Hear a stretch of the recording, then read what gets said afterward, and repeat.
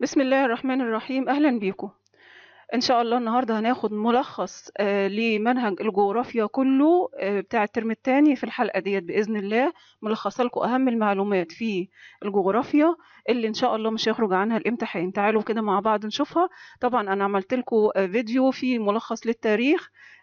طبعا مهم جدا، قلنا الفيديوهين مكملين لبعض، يعني لازم نشوف الاتنين مع بعض.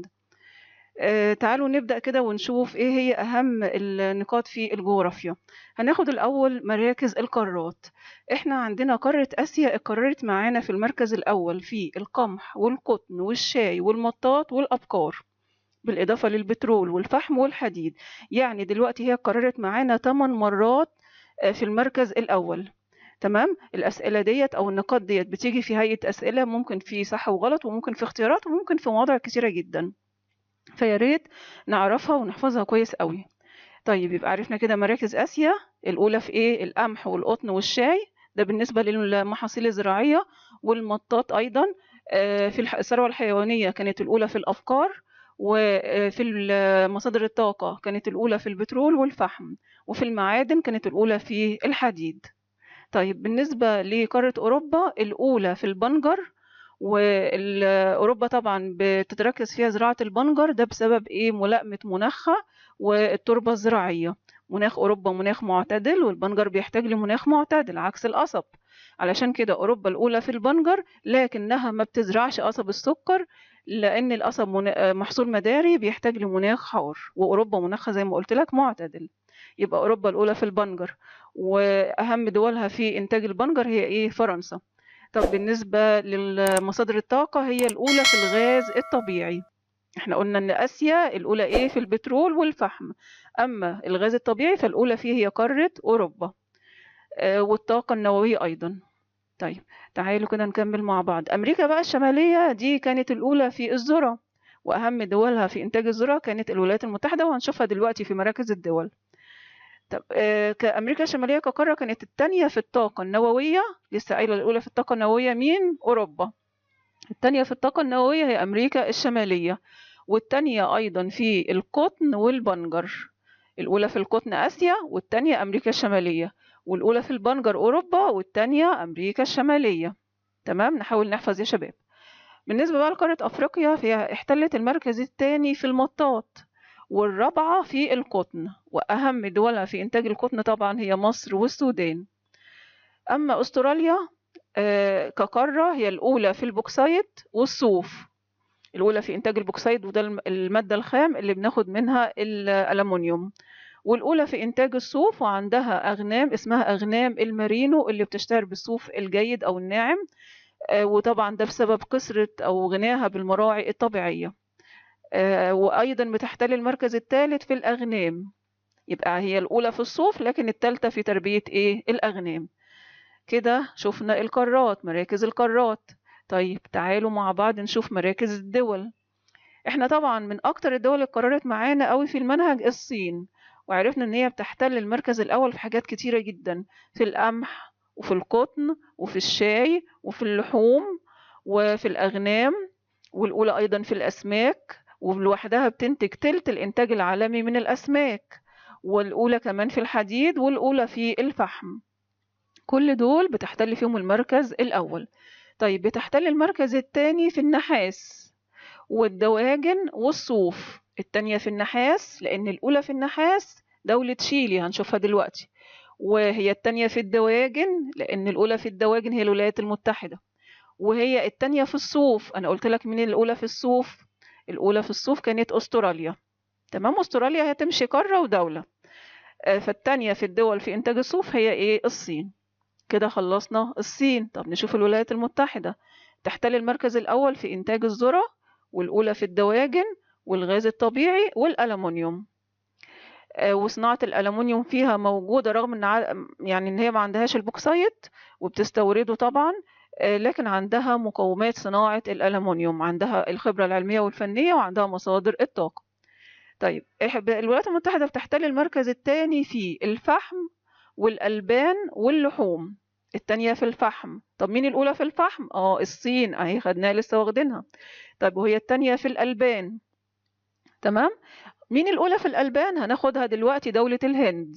الهند الأولى في الألبان، والتانية في الألبان هي إيه؟ الولايات المتحدة الأمريكية.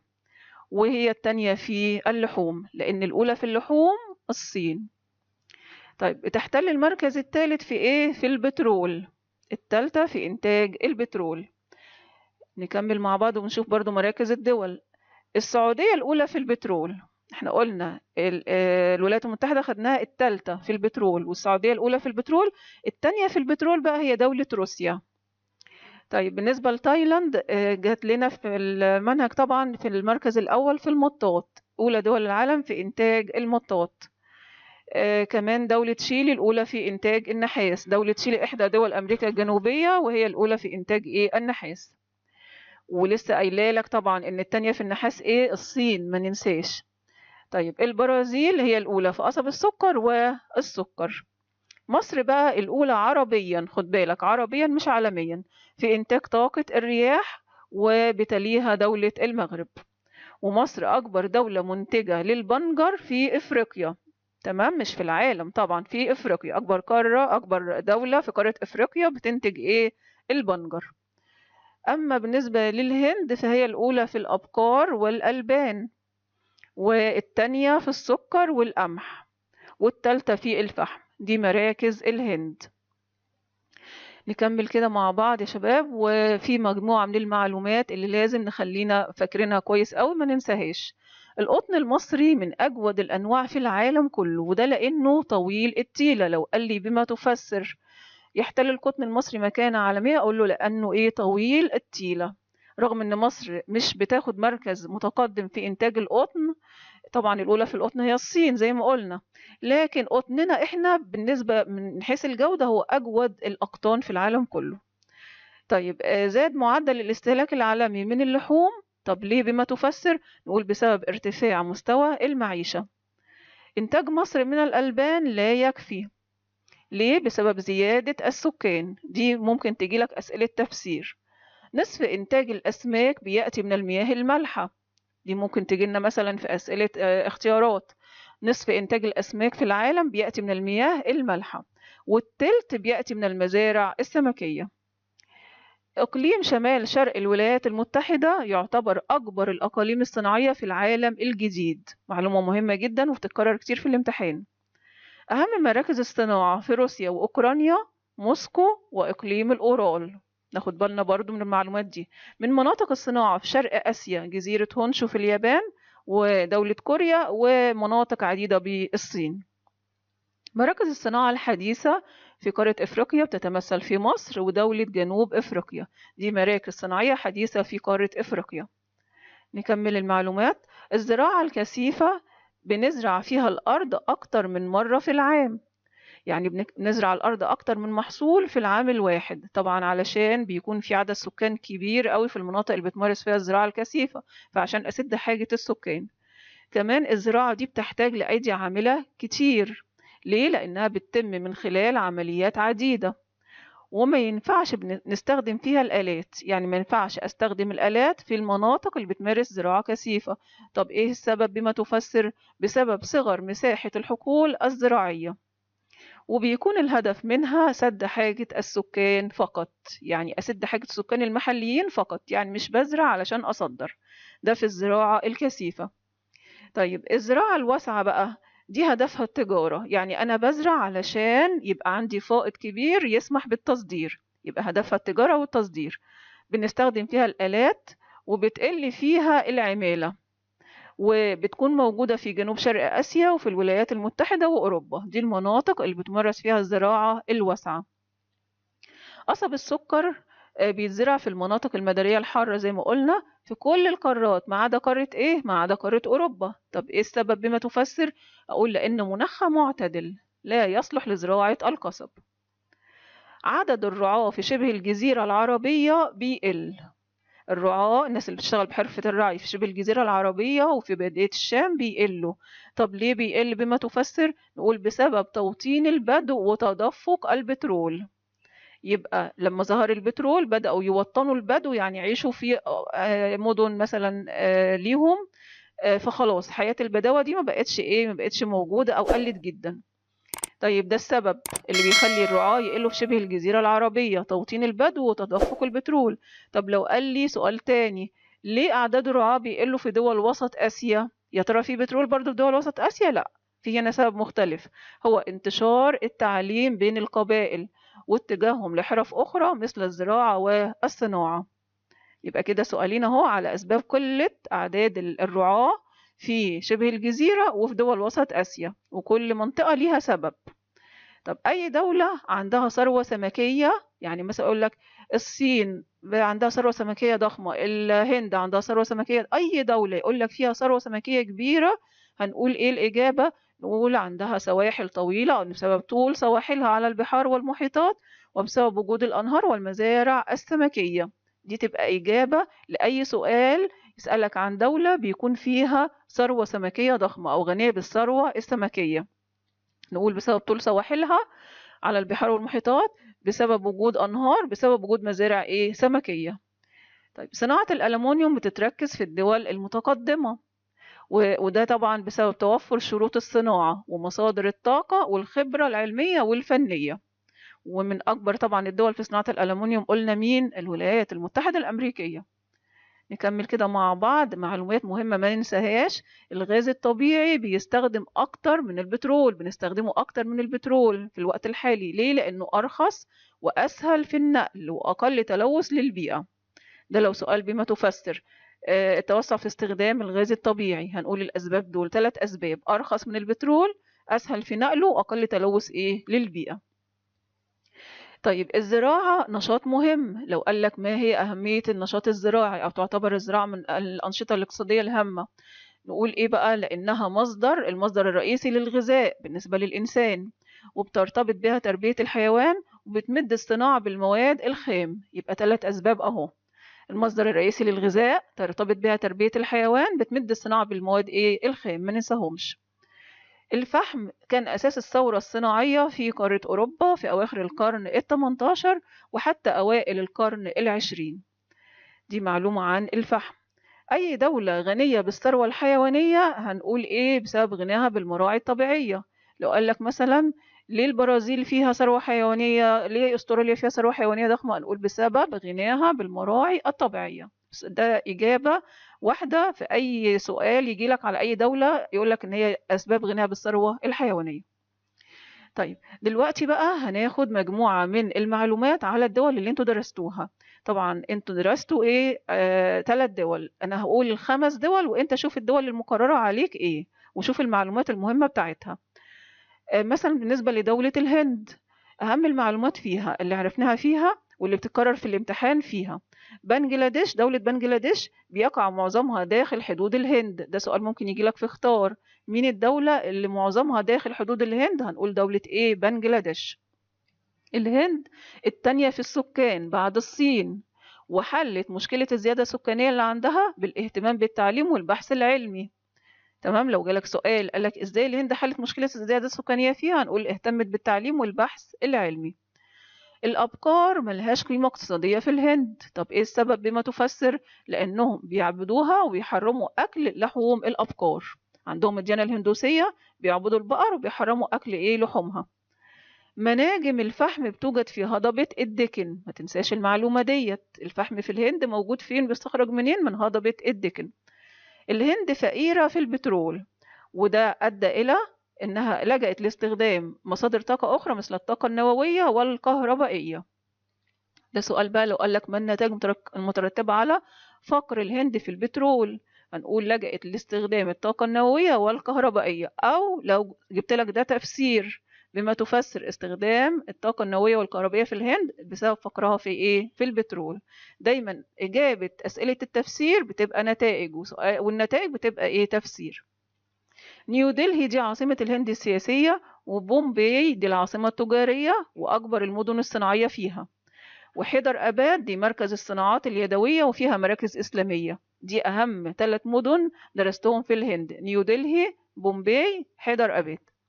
مصر بتصدر للهند؟ بتصدر لها القطن والفوسفات، وبتستورد منها الشاي والتوابل. قلنا علاقة مصر بالدول اللي انت درستها مهمة جدا، ودايما بيجي منها سؤال في الامتحان. هنعرف الصادرات والواردات. احنا بنصدر للهند القطن والفوسفات، رغم ان الهند يعني بتنتج كميات كبيرة من القطن اكتر مننا، لكن احنا قطننا ايه؟ طويل التيلة، اجود انواع القطن في العالم، عشان كده الهند بتستورد مننا القطن وكمان بتستورد الفوسفات. واحنا بقى بناخد منها ايه؟ الهند مشهورة بايه؟ مشهورة بالشاي، ومشهورة كمان بالتوابل. نكمل كده مع بعض. دولة البرازيل اكبر دول امريكا الجنوبية مساحة وبيسودها المظهر الهضبي، فيها أكبر غابة استوائية في العالم، ودي موجودة في حوض الأمازون، وكمان فيها حشائش السافانا اللي بتنمو فوق هضبة إيه؟ البرازيل، والحشائش المعتدلة بتنمو في جنوبها.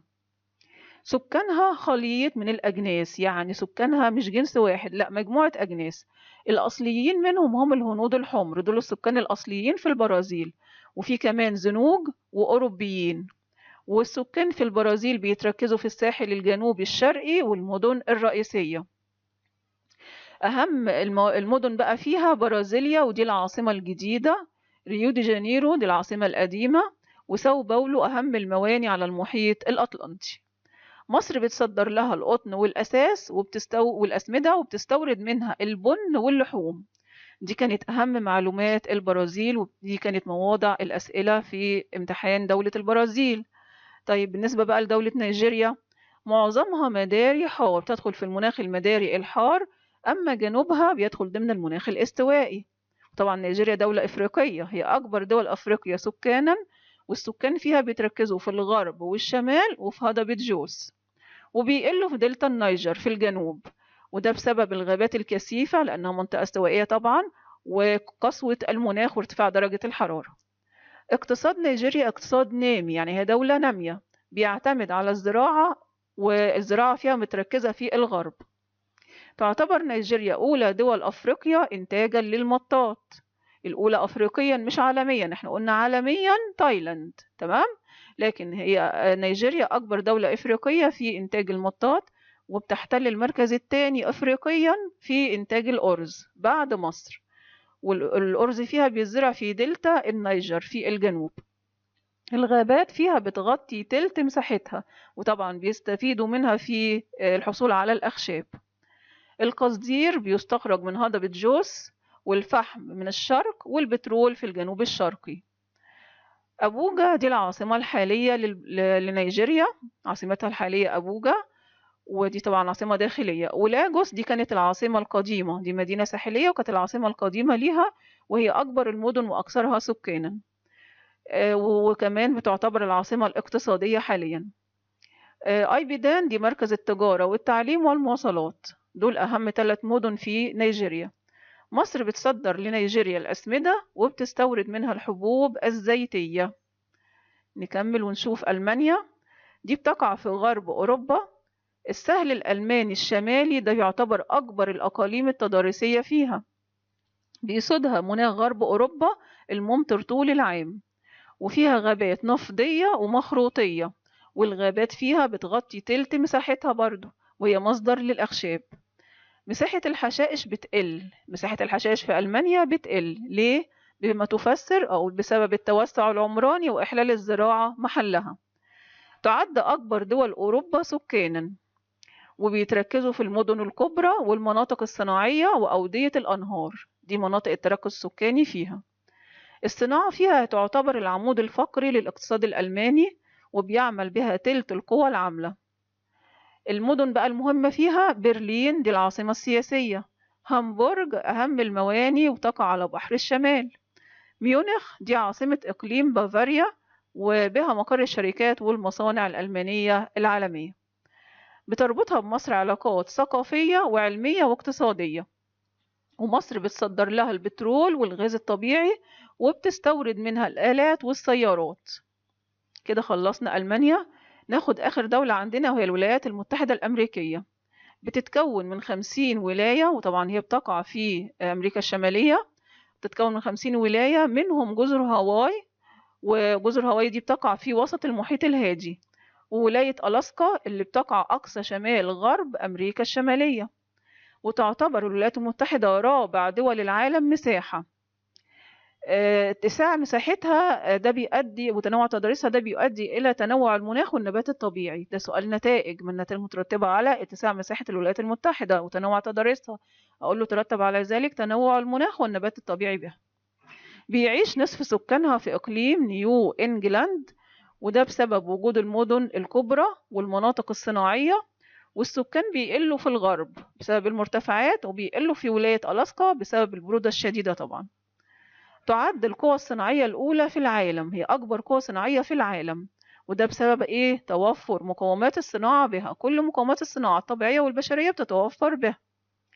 أهم مدن الصناعة في الجنوب برمنجهام، ما ننساش المعلومة دي برضو، ممكن تجيلك في اختيارات.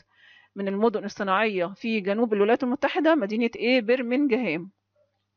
أما في الغرب سان فرانسيسكو، سان فرانسيسكو بتعتبر من أهم الموانئ المطلة على المحيط الهادي. واشنطن تعتبر هي العاصمة السياسية للولايات المتحدة. نيويورك ميناء على المحيط الأطلنطي وبها مقر الأمم المتحدة. وشيكاغو بتقع على بحيرة ميتشيغن. بالنسبة لعلاقتها بمصر، بتستورد مصر منها الأسلحة والطائرات. كده خلصنا أهم المعلومات على منهج الجغرافيا وعلى الدول. دي كانت أهم المعلومات اللي جمعتها لك في المنهج، وإن شاء الله مش هيخرج عنها الامتحان بإذن الله. بتمنى لكم التوفيق. طبعا في حلقة عملتها للخرايط موجودة عندك على القناة، موجودة قبل كده، منزلة الفيديو بتاعها قبل كده، يا ريت طبعا نشوفها. موجود فيها خرائط منهج الترم الثاني بالكامل، بالإضافة للمعلومات اللي احنا خدناها ديت. بإذن الله كده تبقى لميت المنهج كله. شكرا لحسن استماعكم، وبتمنى لكم النجاح والتفوق إن شاء الله. والسلام عليكم ورحمة الله وبركاته.